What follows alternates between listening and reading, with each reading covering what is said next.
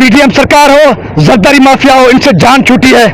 मैं army chief से appeal करूंगा, बेहिस, बेशरम, बिकाऊ, बेगैरत हुक्मरानों से, सियासतदानों से नहीं करूंगा अपील, ये अपने माओ के सदा करूं। मैं शब्दों मत से कह रहा हूं, अगर ये अच्छे होते, बागैरत होते, बाज़मीर होते, सिंध पुलिस को अपना टाउट नहीं बनाते, तो टक्कर के क्रिमिनल्स यूं सिंध भर में बदअमनी की आग नहीं भड़काते।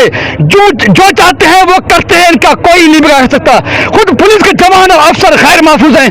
ऐसे में मैं सिंध के या पाकिस्तान के सियासतदानों से अपील नहीं करूंगा, आर्मी चीफ से अपील करूंगा।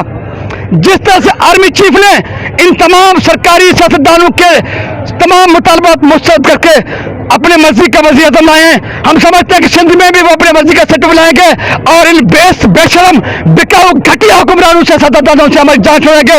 और जान मोहम्मद मार समेत जितने सहाफ़ी शहीद किए गए, जितने सहाफ़ी के खिलाफ झूठे मुकदमात हैं, उन सब की जुडिशियल इंक्वायरी होगी। और टक्के के दहशतगर्द, किराए के कातिल, उनके सरपरस्त, उनके सहूलतकार तमाम जाहिर किए जाएंगे, उनके कोर्ट कचहरी में खड़ा किया जाएगा और दुनिया को बताया जाएगा कि जान मोहम्मद मार शहीद समेत तमाम सहाफ़ियों के खून के साथ इंसाफ किया गया।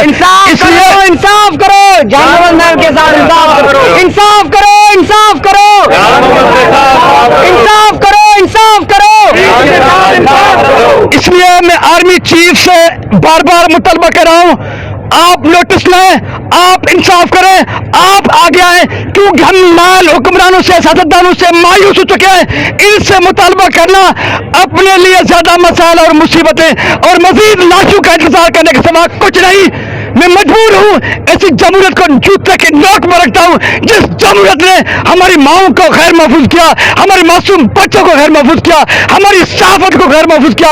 ऐसी जमहूरियत को, ऐसे जमहूरियत के जो अलमबरदार सियासतदान को मैं जूते के नोक पर रखकर आर्मी चीफ से अपील करता हूं, आप नोटिस लें, मुल्क और सिंध खास तौर पर जिस तबाही की तरफ जा रहा है, सिंध के लोग जिस बेदर्दी के साथ मारे जा रहे हैं, सिंध में जो करबला पैदा की गई है, उस करबला से हमको, सिंध के अवाम को, सहाफतियों को निजात देंगे।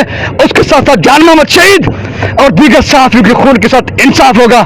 इस उम्मीद के साथ कि इंसाफ होगा और इंसाफ की आखिरी दरवाजा जो है, मैं समझता हूँ इस वक्त पाकिस्तान में जो ताकतवर तरीन अदारा है, जो फैसले कर भी सकते हैं और जो चाहे कर सकते हैं, वो सिर्फ आर्मी रहती है और आर्मी चीफ रहता है। इसलिए मैं उनसे मुखातिब हूँ और उनसे आखिरी उम्मीद रखता हूँ, बेशर्मों से कोई उम्मीद नहीं रखता था। तो सिंध सलामत, साथ सलामत, पाकिस्तान जिंदाबाद।